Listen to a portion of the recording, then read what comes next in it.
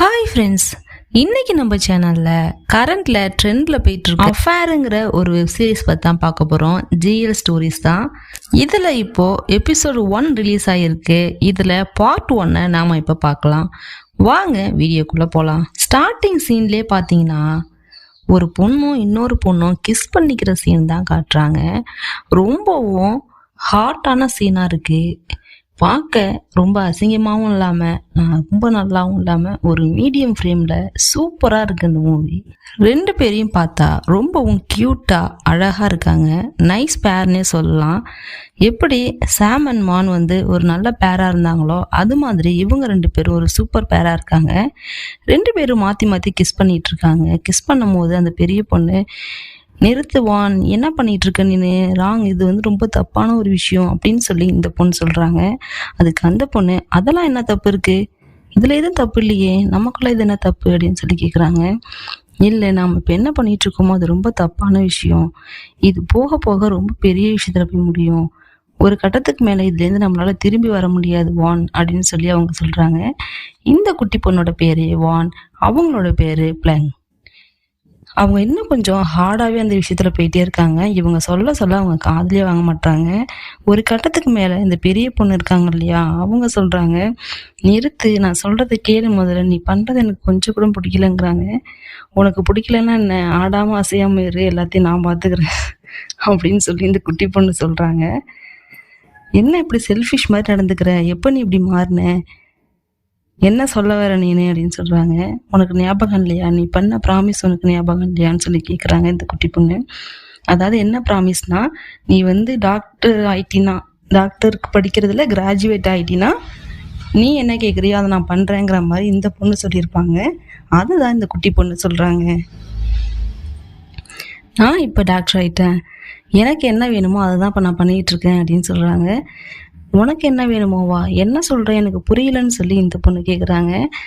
அதுக்கு அவங்க என்ன சொல்றாங்கன்னா, எனக்கு என்ன வேணும்னா அது நீந்தான் எனக்கு வேணும், அதுதான் இப்போ நான் பண்ணிட்டு இருக்கேன், இதுல என்ன ப்ராப்ளம் இருக்கு அப்படின்னு சொல்றாங்க. அதுக்கப்புறம் தான் ஸ்டோரியே ஸ்டார்ட் ஆகுது. ஸ்டோரி ஸ்டார்டிங்லேயே இந்த பெரிய பொண்ணு, பிளங்குங்கிற பெரிய பொண்ணு இருக்காங்க இல்லையா, அவங்க கிட்டார் வாசிச்சுட்டு இருக்காங்க. அப்போ இந்த குட்டி பொண்ணு ஹே ஹாய் எப்படி இருக்கு அப்படின்னு சொல்லி கேக்குது. ரொம்ப சந்தோஷமா இருக்கு. எதுக்காக சந்தோஷமா இருக்குன்னா, இந்த பெரிய பொண்ணோட பேண்டு, ஸ்கூல்ல ஒரு பேண்டு வச்சிருக்காங்க, அதுல இவங்களோட பேண்டு ஃபர்ஸ்ட் வந்திருக்கு. அதை நினைச்சு இவங்க எக்ஸைட்டாகவும் ஜாலியாகவும் இருக்காங்க. அதுக்கு இந்த பொண்ணு என்ன சொல்றாங்கன்னா, எப்பவுமே நான் பண்ற விஷயம், என்னோட விஷயத்தைய பார்த்தே நீ என்னோட சக்சஸை பார்த்தே நீ ஹாப்பியா இருக்காத, நீயும் ஒரு சில சக்சஸை பார்க்கணும், என் கூடயே இருக்காத, என்னையே ஒட்டிட்டு இருக்காத அப்படிங்கிற மாதிரி இவங்க சொல்றாங்க.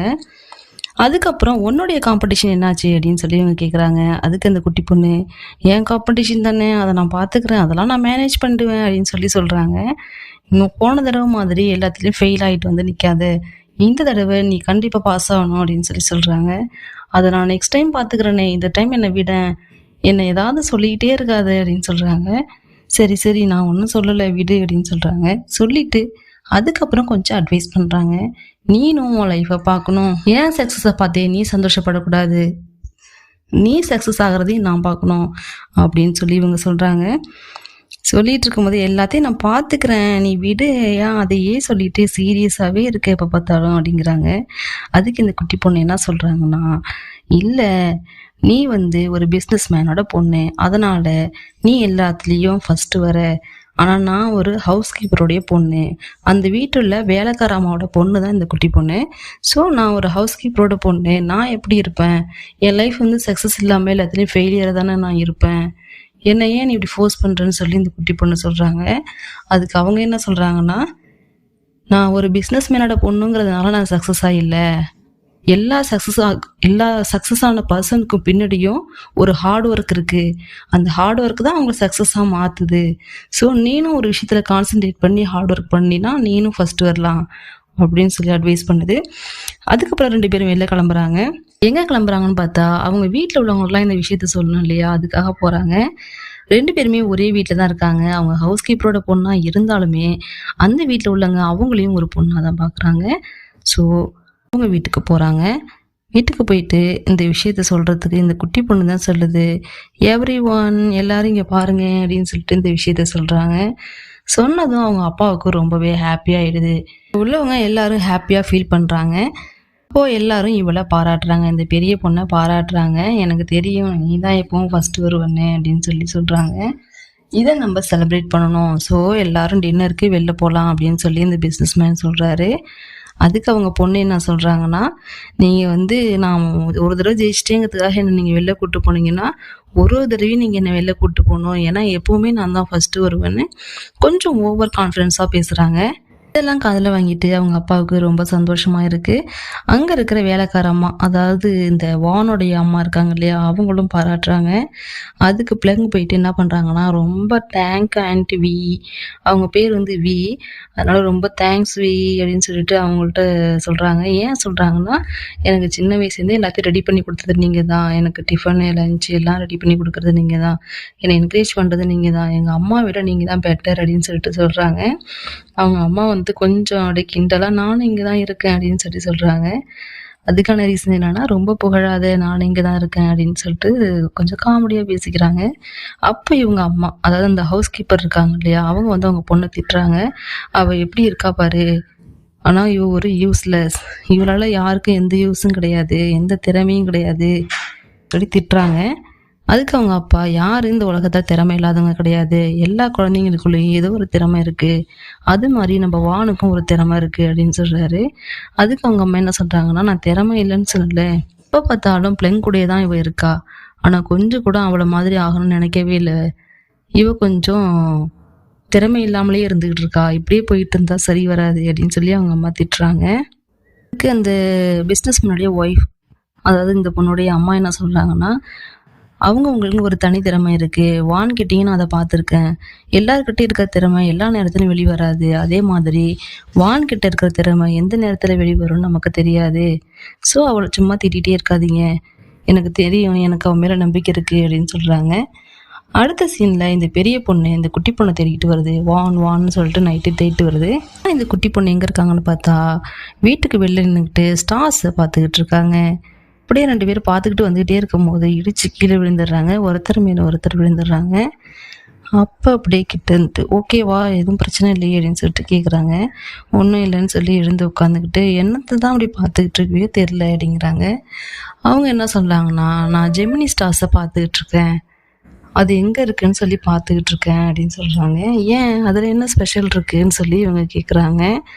அதுக்கு அவங்க என்ன சொல்கிறாங்கன்னா, ஜெமினி ஸ்டார்ஸ் ஹிஸ்ட்ரியை பேஸ் பண்ணி பார்த்தா ஜெமினி ஸ்டார்ஸ் லவ்வர்ஸ் அப்படிங்கிற மாதிரி இருக்குது, ஆனால் உண்மையிலே அது கிடையாது. ஜெமினி ஸ்டார்ஸுங்கிறது 2 பேரும் ட்வின்ஸ். ஜெமினிங்கிற வேர்டே ட்வின்னுங்கிற ஒரு மீனிங் தான், யாருக்கும் தெரியல, அது கொஞ்சம் ஸ்பெஷல், அதனால தான் நான் அதை பார்த்துக்கிட்டு இருக்கேன்னு சொல்லி இவ சொல்கிறா. 2 பேரும் பார்த்துக்கிட்டே பேசிகிட்டே இருக்காங்க. அப்போ என்ன சொல்கிறாங்கன்னா, இப்படியே இருந்தால் எப்படி வான் அப்படின்னு சொல்லிட்டு வான்கிட்ட இதை பற்றி பேசுகிறாங்க. எதை பற்றி பேசுகிறாங்கன்னா, ஒரு நாள் எனக்கும் மேரேஜ் ஆகும், எனக்குன்னு ஒரு பாய் ஃப்ரெண்ட் வருவாங்க, அப்போ நான் அவங்க கூட போயிடுவேனே, அப்போ நீ என்ன பண்ணுவ, உன் லைஃப்பில் உனக்குன்னு ஒரு அச்சீவ்மெண்ட் கிடையாதா, ஒரு கோல் கிடையாதா அப்படின்னு சொல்லி இவங்க கேட்குறாங்க.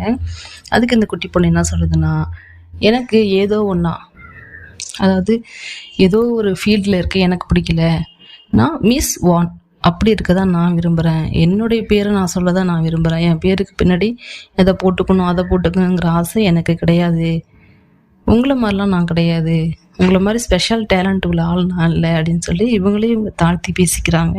அதுக்கு அவங்க இன்னும் கொஞ்சம் என்கரேஜ் பண்ணி பேச ட்ரை பண்ணுறாங்க. எப்படி பேசினாலும் இவங்க பேசுகிறது தான் இவங்க பேசிகிட்டே இருக்காங்க. இந்த பெரிய பொண்ணு என்ன பண்ணுறாங்கன்னா, அதுதான் சொல்கிறாங்க, எனக்குன்னு நான் ஒரு நாள் பாய் ஃப்ரெண்ட் வந்துடுவாங்களே, மேரேஜ் ஆகிடுமே, நான் உன்னை விட்டு பிரிஞ்சிருவேனே அப்படின்னு சொல்லி கேட்குறாங்க.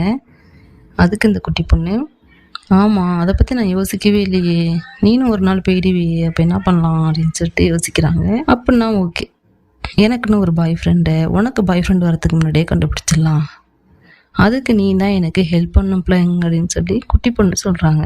அதுக்கு அவங்க அப்படியா யோசிச்சுட்டு, சரி ஓகே உனக்கான பாய் ஃப்ரெண்டை நானே கண்டுபிடிக்கிறேன் அப்படின்னு சொல்கிறாங்க. இதுக்கப்புறம் மறுநாள் 2 பேரும் ஒரு இடத்துக்கு போகிறாங்க. எங்கே போகிறாங்கன்னு பார்த்தா ஒரு ஆர்ட் கேலரிக்கு போகிறாங்க. அங்கே உள்ள ஆர்ட்ஸ் எல்லாம் இவங்க சுற்றி பார்த்துட்டு இருக்காங்க. அப்போ இந்த குட்டி பொண்ணு, என்ன எதுக்கு நீ கூப்பிட்டு வந்த அப்படின்னு சொல்லி கேட்குறாங்க. அவங்க சிரிச்சுக்கிட்டே, இங்கே உள்ள இந்த பிக்சர்ஸ்லாம் பாரு, உனக்கு ஏதாவது தெரியுதான்னு கேட்குறாங்க. எனக்கு இதில் எதுவும் தெரியல, எந்த ஐடியாவும் இல்லைன்னு சொல்லி இவங்க சொல்கிறாங்க. உனக்கு ஏதாவது புரியுதான்னு கேட்டால் எனக்கும் புரியலன்னு அவங்களும் தலையாட்டுறாங்க. அப்புறம் எதுக்கு தான் என்ன இங்கே கூப்பிட்டு வந்த அப்படின்னு சொல்லி கேட்குறதுக்கு, நேற்று தானே நம்ம பேசணும் உனக்கு ஒரு பாய் ஃப்ரெண்டை பார்க்கணுன்னு. இந்த ஆர்ட் கேலரியை சுற்றி பார்க்க வர பாய்ஸ்க்கெலாம் ஒரு மென்டாலிட்டி இருக்கும், அதுவும் நல்ல டேஸ்ட் இருக்கும், நல்ல காசு உள்ளவங்களா இருப்பாங்க. அந்த மாதிரி ஒரு ஆள் தான் உனக்கு பாய் ஃப்ரெண்டாக வரணும் அப்படின்னு சொல்லி இவங்க சொல்கிறாங்க. உனக்கு ஏதாவது ஐடியா இருக்கா அப்படின்னு சொல்லி இந்த குட்டி பொண்ணை கேட்கும்போது, எனக்கு அந்த மாதிரி பெரிய ஐடியா எதுவும் இல்லை, அவன் ஒரு நல்ல பையனாக இருந்தால் போதும், வேறு எதுவும் எனக்கு தேவையில்லை அப்படின்னு சொல்லி சொல்கிறாங்க.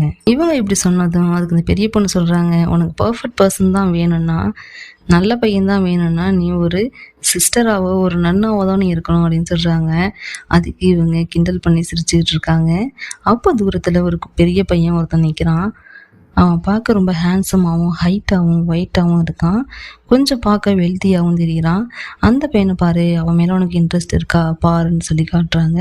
அந்த பையனா டாலாக இருக்கான், ஹேண்ட்ஸமாக இருக்கான் அப்படின்னு சொல்லிட்டு இவங்க கூடயே சிரிச்சுக்கிறாங்க. அந்த நேரம் இவங்களுடைய ஃபோன் ரிங் ஆகுது, இந்த பெரிய பொண்ணோட ஃபோனு. அந்த ஃபோனில் யாருன்னு பார்த்தா ஃப்ராங்க்குங்கிற ஒரு ஆள் தான். அது இந்த பெரிய பொண்ணுடைய சொந்தக்கார பையன். கத்துறாங்க அந்த இடத்துலையே. கத்துனது இந்த பெரிய பையன் திரும்பி பார்த்துட்றான்.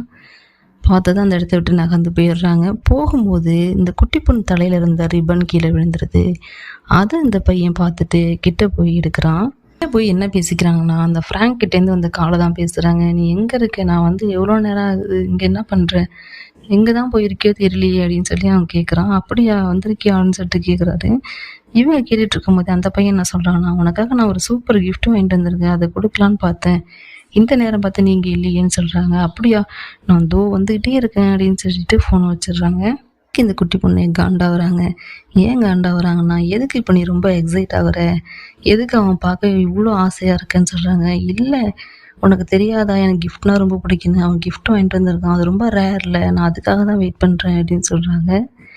அவன் உன்னை உண்மையிலே இம்ப்ரெஸ் பண்ண தான் இதெல்லாம் ட்ரை பண்ணுறான், அது உனக்கு தெரியலையா, இந்த கிஃப்ட்டுங்கிறதுலாம் ஒரு சான்ஸு, அவன் உன்னை இது பண்ணுறதுக்கான சான்ஸு, அவன்கிட்ட ஃப்ளர்ட் பண்ணுறான், அது ஏன் உனக்கு தெரியலன்னு சொல்லி வான்னு சொல்கிறாங்க. ஏன் வான் நீ ரொம்ப யோசிக்கிற, அதெல்லாம் ஒன்றும் கிடையாது, சின்ன வயசுலேருந்தே நமக்கு அவனை ரொம்ப நல்லா தெரியலன்னு சொல்கிறாங்க. அதுக்கு இந்த குட்டி பொண்ணு, சின்ன வயசுலேருந்தே அவன் அவன்கிட்ட ட்ரை பண்ணிட்டு தான் இருக்கான், எப்போல்லாம் சான்ஸ் கிடைக்குதோ அப்போல்லாம் ஸ்கோர் பண்ணிட்டு தான் இருக்கான். ஹானஸ்ட்டாக சொல்லணும்னா ஃப்ராங்க் உன்னை அவன் உனக்கு பாய் ஃப்ரெண்டாக இருக்கணுமா அப்படிங்கிறது தான் கேட்குறான், இன்டைரக்டாக கேட்குறான், அது உனக்கு தெரியலையான்னு சொல்லி இந்த குட்டி பொண்ணு சொல்கிறாங்க. அதுக்கு இவங்க தலையில் அடித்து, நான்சென்ஸ், அப்படிலாம் கிடையாது, நம்ம எல்லாம் ஒன்றா இருந்திருக்கோம், நம்மளாம் ஃப்ரெண்ட்ஸ் தானே, அதனால எனக்கு அவனை ரொம்ப பிடிக்கும், அவ்வளோதான், வேறு எதுவும் இல்லைங்கிறாங்க. அது மட்டும் இல்லாமல் உனக்கு பாய் ஃப்ரெண்ட் கிடச்சதுக்கப்புறம் தான் நான் பாய் ஃப்ரெண்ட் தேடுவேங்கிறாங்க. அப்படியா, அப்படின்னா ஓகேவா, வீட்டுக்கு போகலாங்கிறாங்க. அதுக்கு இவங்க நான் ரெஸ்ட் ரூம் போய்ட்டு வரேன், ரொம்ப அர்ஜென்ட் சொல்லிட்டு ரெஸ்ட் ரூம் போயிடுறாங்க. இந்த குட்டி பொண்ணு மட்டும் வெளியே நின்றுட்டுருக்காங்க. அந்த பையன் ரிப்பன் எடுத்துகிட்டு கிட்ட வரான். எக்ஸ்கியூஸ் மீன்னு கூப்பிட்டு, அந்த ரிப்பன் இது உங்களுதா அப்படின்னு சொல்லி கேட்கும்போது அவங்க தலையில் கை வச்சு பார்த்துட்டு, ஆமாம் இது என்னோடது தான், நான் தான் மிஸ் பண்ணிட்டேன்னு சொல்லிட்டு வாங்கிக்கிறாங்க. தேங்க்யூன்னு சொல்கிறாங்க. கிளம்பலாம் அப்படின்னு சொல்லிட்டு திரும்பும்போது, வெயிட்னு சொல்லிட்டு, உங்கள் ஃபோன் நம்பரை கொஞ்சம் தர முடியுமா, என் பேர் ஏக், உங்கள் பேர் என்ன அப்படின்னு சொல்லி கேட்டுட்டு, உங்கள் ஃபோன் நம்பர் கொடுங்க, நம்ம டச்சில் இருக்கலாம் அப்படின்னு சொல்லி ஃபோன் நம்பர் கேட்குறாரு. அவருடைய ஃபோனையே லாக் ஓப்பன் பண்ணி கொடுத்து நம்பரை டைப் பண்ண சொல்கிறாரு. இவங்களும் கொஞ்சம் யோசிச்சுட்டு சரி அப்படின்னு சொல்லிட்டு கொடுக்குறாங்க. நம்பரை டைப் பண்ணி அவங்கள்ட்ட கொடுத்ததும் அவங்க அதை சேவ் பண்ணிட்டு இருக்காங்க. இதையெல்லாம் தூரத்தில் நின்று அந்த பெரிய பொண்ணை பார்த்துக்கிட்டு இருக்காங்க. அதுவும் கோவமாக பார்த்துக்கிட்டு இருக்காங்க.